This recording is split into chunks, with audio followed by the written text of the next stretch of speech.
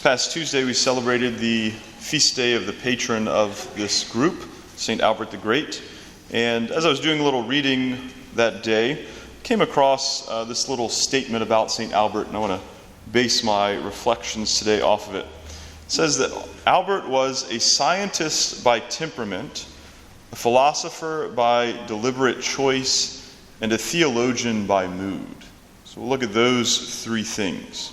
So first, that Albert was a scientist by temperament. So I had to look up what temperament meant to see what that was all about. It's a person's nature, right? Especially as it permanently affects their behavior. And so Albert's nature was to investigate, to know, to be one who seeks out what is. And that same author says that Albert's specialty was everything created. I'd be happy if someone said I had a specialty. His specialty was everything created. He studied botany and mineralogy and astronomy and physics and chemistry and anthropology and a whole host of other things. And he was untiring in this study, in this investigation, in this research. And because of that, he's the patron saint of scientists, right? It's coming from that Latin word of knowledge, science. And he didn't just take what others said to be true. He investigated it, he tested it, he experimented, and he would either confirm or challenge what had been said. It's either the case or it's not the case, right? He wanted to know what was real. And his pupil, St. Thomas, would follow in his desire to know what is. And so all of us, by virtue of our being human, have a desire to know. Some of us are not like St. Albert. We need to maybe stoke that fire a little more than others. Some comes naturally to others, and maybe we need to inspire it a little more. But we all do have this desire to know. And so all of us, by a greater or lesser degree, are those scientists by temperament.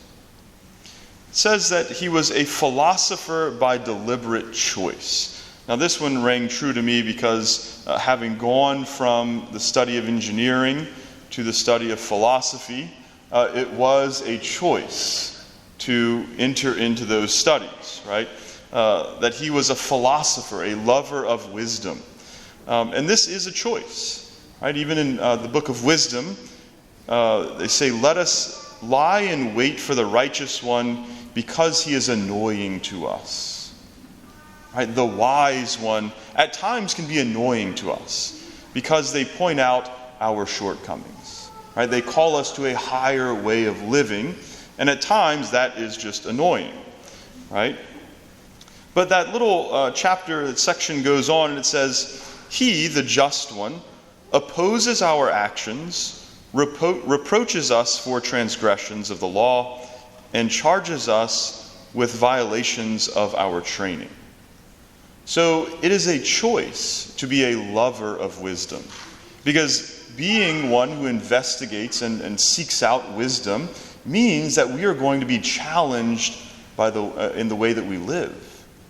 We can know things, but we can't love wisdom if we're not going to allow it to permeate the heart and to change the way that we live. And so to be a true philosopher or a lover of wisdom means necessarily to be molded by that knowledge of the truth, right?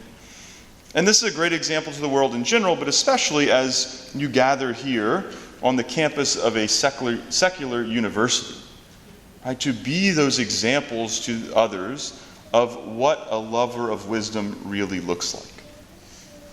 And then it says he was a theologian by mood.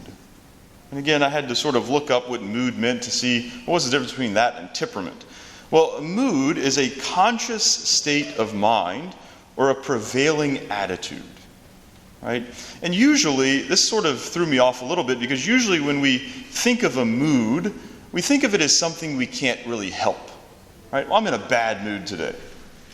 Well, okay, maybe that's not really anything you did necessarily to get into a bad mood, But if it is a conscious state, it means that we can alter it. Right? If I'm in a bad mood, I can either stay in a bad mood, or I can perhaps go spend some time in the chapel.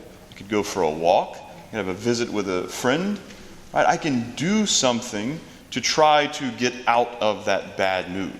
If it's a conscious state, then it's something we choose to do.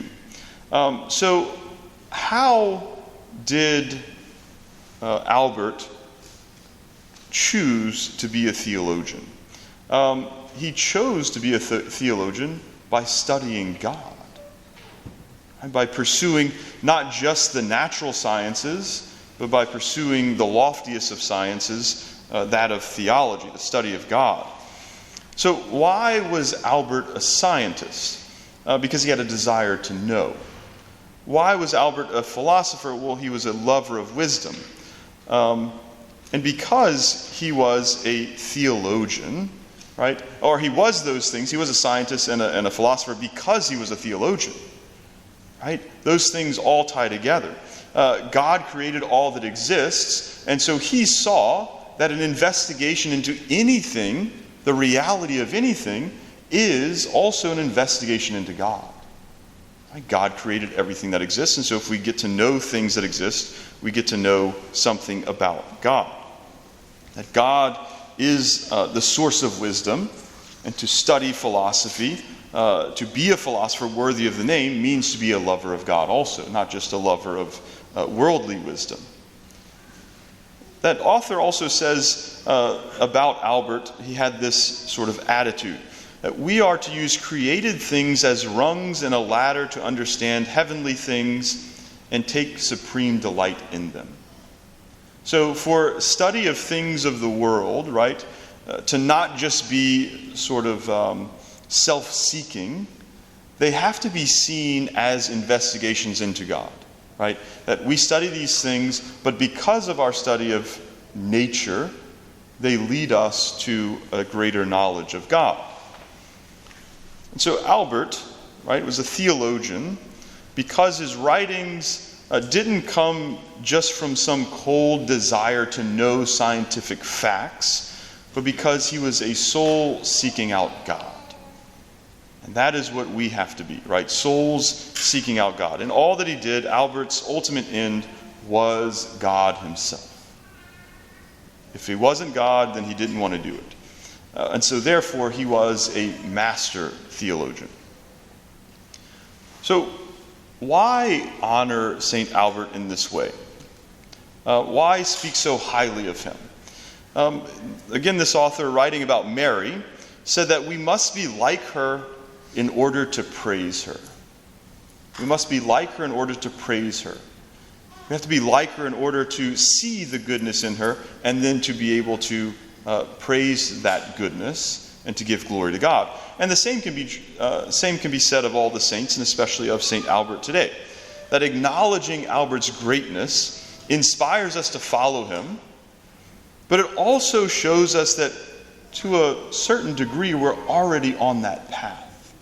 That we can recognize these good qualities in him because they're in us, maybe in a very small degree, but they're in us. And so we can recognize that goodness in him. And so our prayer today is that we might too realize more and more our scientific temperament. That we might choose deliberately to be philosophers, lovers of wisdom, and that we always have that state of mind, that conscious state of mind, that we choose God in all that we do.